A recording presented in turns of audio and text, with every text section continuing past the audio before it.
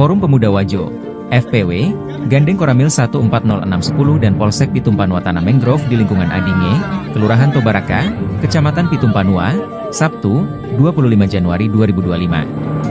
Ada 2025 bibit mangrove yang ditanam bersama masyarakat dan juga mahasiswa KKN Universitas Hasanuddin gelombang 113. Lingkungan Adinge dipilih, mengingat kondisinya memprihatinkan. Tiap tahunnya, abrasi telah mengikis tambak masyarakat sehingga perlu dilakukan langkah serius dengan menanam mangrove. Mangrove atau tanaman bakau sangat berperan penting dalam menahan ombak dan mengurangi dampak abrasi. Aksi peduli lingkungan tersebut tak hanya sekadar menanam mangrove, sebab juga dilanjutkan dengan pembersihan sampah di area garis pantai. Kapolsek Pitumpanua, Kompol Nano mengapresiasi langkah nyata FPW.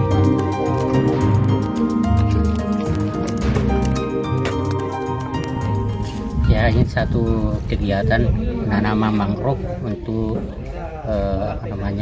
memberantas abrasi di Kelurahan Tobaraka. Apa harapannya ke depannya untuk kegiatan ini?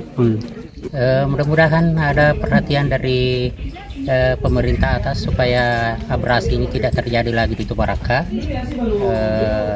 dan apa yang kita lakukan hari ini bisa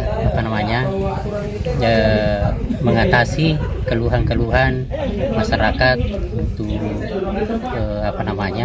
untuk tidak lagi terkikis empangnya, sehingga bisa menghasilkan apa yang dia harapkan. Ada berapa bibit yang ditanam tadi, Pak Lurah? 2025. Oh, siap Pak Lurah. Selain penanam mangrove, ada juga ya tadi pembersihan pantai? Ya, ada pembersihan pantai bersama Bapak Kapolsek dan dari anggota TNI dan dari KKN. Download Tribun X sekarang, menghadirkan lokal menjadi Indonesia.